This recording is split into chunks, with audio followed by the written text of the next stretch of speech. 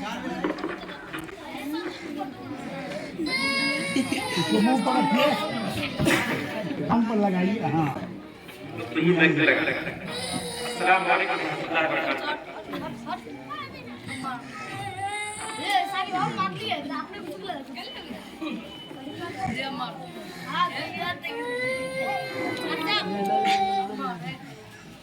सबसे पहली बात तो ये है कि अल्लाह तबारक व तआला का बहुत ही बड़ा कर्म हम लोगों के ऊपर। हम लोग जिस मजहब को मानते हैं उस मजहब की सबसे पहली तालीम अगर कोई है तो वह है हमारी शुरुआत में ये तालीम दी वो इक़रा से हुई। लेकिन अफसोस की बात है कि आज हम काफी दूर हो चुके हैं, बहुत दूर। हमारा पहला मकसद ही था तालीम, लेकिन हम उसको छोड़ चुके। अभी हजरत ने एक बात बताई कि टेक्नोलॉजी हमारे चौराहे तैयार करके हमारे जूता की पॉलिश करते हैं और हमारा जूता सीखते हैं। उनका बच्चा ग्रेजुएशन कर लिया, एक बच्चा और पढ़ रहा है, काफी बड़ी सोच है। लेकिन आज हमारे बच्चे मजदूर का मजदूरी रह जाए।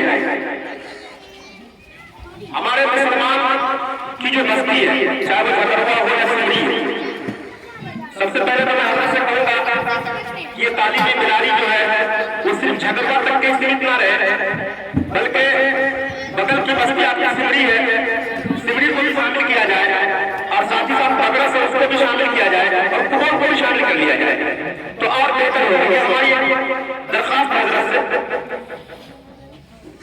आप मेरे गांव में, हमारे गांव जहां से खत्म हो रहा तो रामटोली जो शुरू होता है, शाम को अगर कभी हमें निकलना होता है तो मुस्लिम के जो भी बच्चे हैं वो रोड पे घूमते हुए दिखाई देते हैं, गली कूचे में खेलते हुए दिखाई देते हैं। लेकिन उसी जगह पे रामटोली के एक भी बच्चा आपको सूरज डूबने के बाद रोड पे नहीं दिखाई देते हैं। वो बच्चा अपने दरवाजे में बैठ करके पढ़ते हैं, उनके गार्जियन से लेकर के बैठते हैं। हमारे अंदर एक कमी और भी है कि हम अपने बच्चे के साथ कंपटीशन बना नहीं पाते, हम उसके साथ बैठते नहीं। जैसे ही हमें मौका मिलता है हम चाय पान के दुकान पे एक चौराहे पे बैठ करके बस अपनी बात रखते वहां पर भाषण देते रहते हैं, जबकि हमारी जिम्मेदारी होनी चाहिए कि हम दिन भर चाहे जहां भी रहे काम करते रहे, शाम को अगर हम अपने घर आते हैं तो हम अपने बच्चे को लेकर के बैठते हैं। जो पढ़े लिखे लोग हैं घर में बैठे, साथ ही जो पढ़े लिखे लोग नहीं है वो भी अपने बच्चे को लेकर के बैठ सकते हैं। और कोशिश ये की जाए कि मोहल्ले के जो पढ़े लिखे लोग हैं वो मोहल्ले के बच्चों को लेकर के बैठ करके तालीम दे सकते हैं, क्योंकि कहा गया है कि ये पढ़ने से कमता नहीं है, ये बढ़ता है। दूसरी सबसे बड़ी चीज है कि मैं आपको बता दूं कि जो बच्चा इंटर करने के बाद अगर आगे की तालीम हासिल नहीं कर पाता है, किसी न किसी कारण की वजह से, माली हालात खराब होने की वजह से, ज्यादा पैसा खर्च होने की वजह से, तो ऐसे बच्चों के लिए मैं अपने दो बच्चा को एक संस्था चल रही है बिहार में, पटना में, रोजगार एजुकेशनल ट्रस्ट। जिस संस्था के माध्यम से आपका बच्चा मेडिकल के क्षेत्र हो या एग्रीकल्चर के क्षेत्र हो या इंजीनियरिंग का क्षेत्र हो, सिर्फ MBBS को छोड़ करके बाकी तमाम एजुकेशन के लिए सिर्फ और सिर्फ हॉस्टल खर्च पे आपका बच्चा आला से आला तालीम हासिल कर सकता है। जिस जगह से मैं अपने बच्चे को पढ़ाया हूँ, अल्लाह का लाख शुक्र है कि मेरा दो बच्चा उसी educational trust, Rozgar educational trust के माध्यम से एक बच्चा फार्मासिस्ट यानी कि B pharma bachelor of pharmacy complete किया।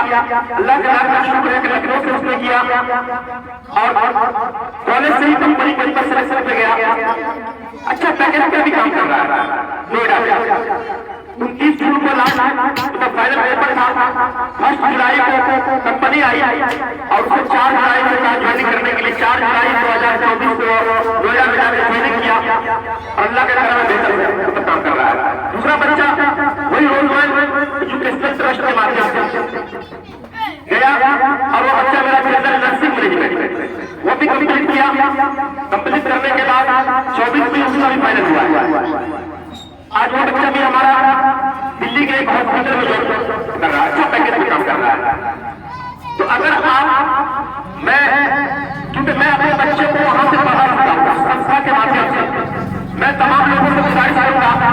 कि जो ऐसे बच्चे हैं जो इंटर के बाद अगर वो अपने तारीफ को आगे नहीं बढ़ा पाते हैं माली हालात की वजह से, तो हमसे कॉन्टेक्ट करें। इंशाअल्लाह हम ऐसे बच्चे को मदद करके आला से आला तारीफ के लिए उसका साथ देंगे। साथ ही साथ दूसरी चीज ये है कि जो बच्चा अभी हमारे हाथ में बात हुई कि मैट्रिक के बाद जो उसका सिलेबस है वो 6 नहीं कर पाता, और ये बहुत वाकई में ये जब तक के पढ़े लिखे लोगों के साथ बच्चे बैठेंगे नहीं, गार्जियन का मदरसे का ताल मिल रहा। मुझे स्कूल के बारे में कोई जानकारी थी नहीं, लेकिन अल्लाह का शुक्र था कि मेरा उठना बैठना ऐसे लोगों के साथ था जिन्होंने मुझे गाइड किया, जिन्होंने मुझे रास्ता बताया, ताकि मैं अपने बच्चों को उस रास्ते तक के लेके चला गया। तो मैं यही कहूंगा कि आप ऐसे लोगों के साथ बैठे अगर आप अपने बच्चे को पढ़ा रहे हैं, ताकि आपके बच्चे को सही जो सब्जेक्ट चुनने का वो दिशा देते। आप जब तक के अपने बच्चे के बारे में फिक्र नहीं करेंगे, इतनी फिक्र आपको करना जितना अपने घर के राशन के लिए आप फिक्र करते हैं, अपने बच्चे के कपड़ा के लिए फिक्र करते हैं, अपने बच्चे को घर बनाने के लिए फिक्र करते हैं। हजरत ने कहा कि आप घर दे दीजिएगा, ये बहुत बड़ी बात नहीं है। आप अपने बच्चे को इल्म दे दिए, वो एक घर नहीं 10 घर बना लेगा। बस यही सोचने की जरूरत है। और कहा गया है कि मैं यूं ही अकेले निकला था जाने में मंजिल, मैं यूं ही अकेले निकला था जाने में मंजिल, मैं चलता गया और कारवां बढ़ता गया। हजरत ने बहुत बड़ी काम शुरू की है। वाकई में अपने लिए तो सब लोग जी देते जाते, लेकिन कभी दूसरों के लिए जी करके देखिए, जिंदगी का मजा ही बदल जाएगा। भाई यहाँ पे बहुत बड़े बड़े हमारे उलमाए किराम हैं, लेकिन अगर मैं मौका दिया मुझे बात करने के लिए कहा गया है कि खुदा ने उस कौम की हालात आज तक न बदली, खुदा ने उस कौम की हालात आज तक न बदली, न हो जिस कौम से कोई अपनी हालात बदलने का फिक्र। जब तक कि हम अपने हालात बदलने का फिक्र खुद नहीं करेंगे, हम में से जो पढ़े लिखे लोग वह करेंगे, तब तक कि हमारे हालात बदल नहीं सकते। आपके सामने ये निजाम है, किसान मजदूर के घर से आया था और आज अल्लाह का करम है, जैसे जैसे बच्चा पढ़ा मैं अपने सपनों की नहीं सोच सकता था। जब मैंने नया बच्चे का कॉलेज में देखा तो मुझे यकीन ही नहीं हुआ था इंडोनेशिया, मलेशिया, नेपाल, बांग्लादेश ऐसे देश का बच्चा वहां पढ़ा। कभी मैं सोच नहीं सकता था कि मैं अपने बच्चे को ऐसा ही पढ़ाया। सिर्फ मैंने क्या अपने सोच को थोड़ा सा बढ़ाया और सोच को बढ़ाया। अल्लाह का करम है कि आज बच्चा पढ़ा। और मैं भी आपसे यही रिक्वेस्ट करूंगा, गुजारिश करूंगा कि आप लोग भी अपने सोच को बदल लीजिए। अगर सोच बदल लेते हैं तो इंशाअल्लाह आज आप जाइए किसी कोर्ट में नाम का आपको वकील मिलेगा, मुस्लिम किसी थाना में जाएंगे नाम का आपको थाना का स्टाफ मिलेगा, किसी ब्लॉक में जाएंगे नाम का मिलेगा, किसी होटल में जाइए इसका आपको मिलेगा। अगर आप लोग पर तो इंशाअल्लाह आपकी मदद होगी।